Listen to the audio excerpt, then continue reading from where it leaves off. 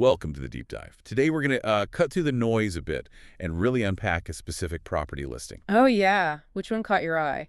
This one seems interesting. It blends, natural beauty with some interesting market stuff too. It's 107 Haynes Lane, Portland, Tennessee, 37148. Ah, Portland, TN. Okay. Yeah, and it's listed on Chris Rains of Epique Realty. Epique. Got it. The immediate thing that jumps out, like you mentioned in your notes, is that private lakefront living. Right. And what the sources really seem to stress here is how much the market wants these experiential assets, Yeah. properties selling a lifestyle. Not just square footage. Exactly. This 107 Haynes Lane, it's like a perfect example. That private lakefront, it just grabs attention. People connect with it emotionally. Even with an older build. Yeah, even with the 1970s build, it sort of fast tracks things based on that feeling, less on just the basic specs. Okay, let's get into those specs then. So it's a ranch home, built back in 1972. Mm-hmm. It offers 3 bedrooms, 2,210 square feet, Mm-hmm. which is pretty decent. Yeah. Solid size. And it's all sitting on a really generous lot, 1.5 acres. Wow. 1.5 acres. Okay. The asking price is $479,900. Yeah.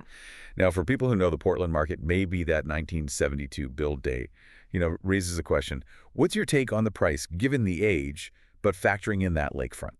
Well, that's where the 1.5 acres of private lakefront really changes the whole value proposition, doesn't it? Right. I mean, at this price, in that market, you're not just buying a house from 72.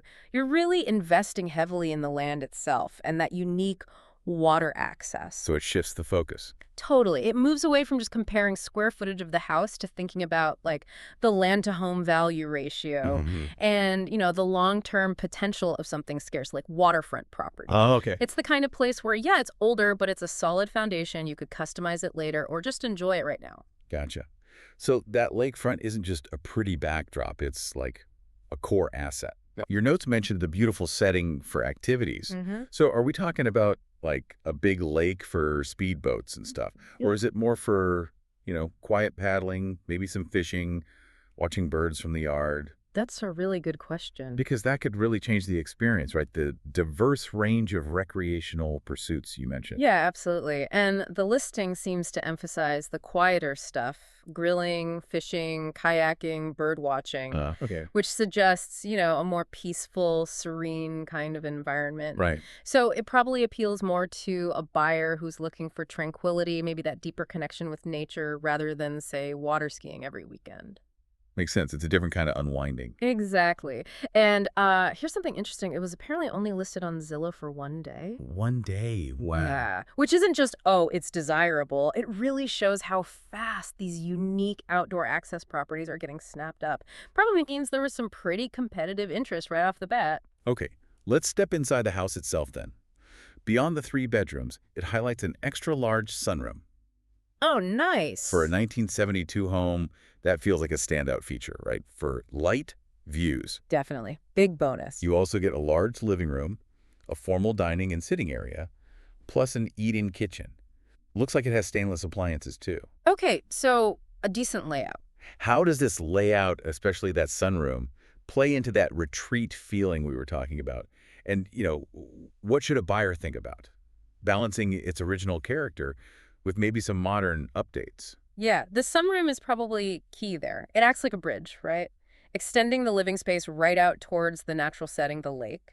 For a 72 build, having an extra large one, that suggests someone was already thinking about maximizing light and the view back then. Good point. So if you're looking at it, you check the condition, obviously. Maybe think about energy efficiency updates or putting your own cosmetic stamp on it. Sure. But you'd want to do it without losing that great indoor-outdoor flow.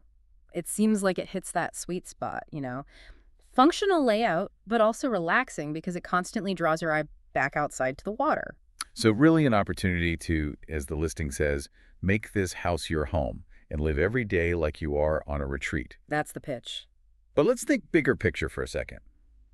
What's the real, maybe long-term impact of having a personal sanctuary like this, especially a lakefront home? Yeah. How does that affect daily life, maybe well-being? Oh, I think the implication is pretty profound, actually. A personal sanctuary, especially one connected to nature like this, it isn't just about having a nice view to look at. Right. It's about potentially having this consistent reduction in just background stress.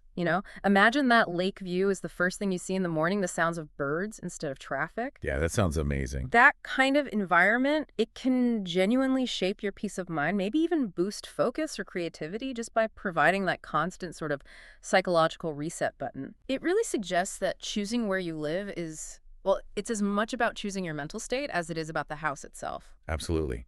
Really makes you think about the transformative power of your surroundings, doesn't it?